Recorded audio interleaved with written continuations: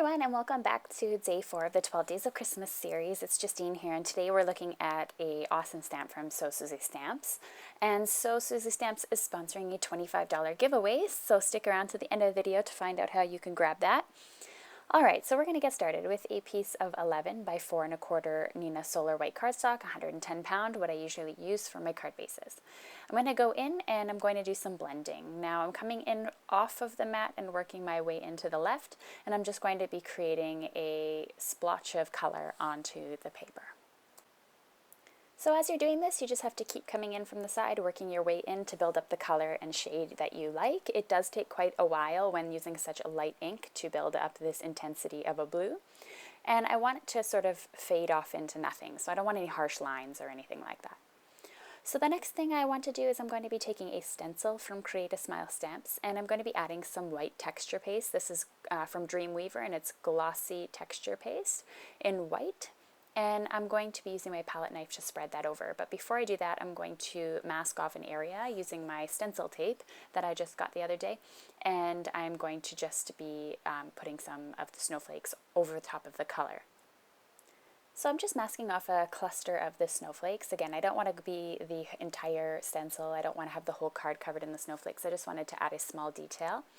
And I'm just going over it with my palette knife, as I said, and smoothing it over the stencil. You don't need a lot of paste to work with, not at all. And I could see that my paste is dried up a little bit, and so that I was getting a couple of issues here with, lines in my paste over the stencil, and that's because pieces have dried out, so I had to kind of take out the little chunks that had dried out there. So you don't want to leave your bottle actually open for too long because it does dry up quite quickly. Now I'm just going to remove the mask here, and you'll be able to see how the texture paste worked there, and I'm just going to wipe off an area there that got some texture paste on. So you have to do a really good job masking so that that doesn't end up happening. And then I'm going to set this off to the side to dry, probably for a good 20 minutes. Next up, I'm going to be die cutting a pierced banner. This is also from Create a Smile Stamps, and I'm going to just put that down here on a white piece of cardstock and cut that out. And this is going to be the banner that's going to hold my sentiment, and the sentiment is going to say snowflakes are winter's butterflies. And I really love that sentiment. It's my absolute favorite sentiment for the holiday season from So Susie Stamps. It's absolutely phenomenal, and it comes by itself, so it's really great because you get it at a great price because you can buy them individually. Alright, so now that that's all cut out and good, I have to just take my tweezers to pop out some of those pierced circles, and then we'll get ready to go onto the stamping of it. So I've lined up my stamp on my Misty, and I'm just going to stamp this a couple of times. Now, Distress ink is not the best ink for stamping sentiments because it's not meant to do that. It's meant for blending and all kinds of different fun art activities, but it's not really a crisp ink for stamping. And so I had to go over it about 3 times to get it to stamp okay. I didn't have another ink that would match the background as well and be crisper, so I just had to make do with what I had here. But stamping it 3 times actually made the sentiment turn out really nice. So that's the good news, I guess, with Distress inks. If you stamp it enough, it'll work eventually on your sentiments as well. And that's what the Misty's so great for, because I just open and close it over and over, and I get perfect placement every single time.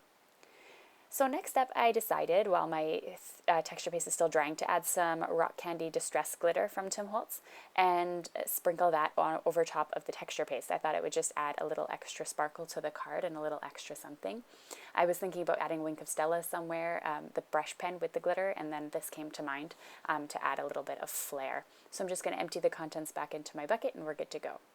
Next, I'm just going to die cut a butterfly from My Favorite Things, and I'm going to attach that to my banner as well when I attach everything to the card. I thought that having the snowflakes in the background and then also the butterfly really tied in with the sentiment quite well. And I hope you enjoyed it as well. So I just cut out the small pieces of the butterfly, and then I was able to attach both pieces to my cards. So I'm just going to attach those now. Now, I had a little bit of trouble because the sentiment was quite large, so I had to put it on quite a large pierced banner.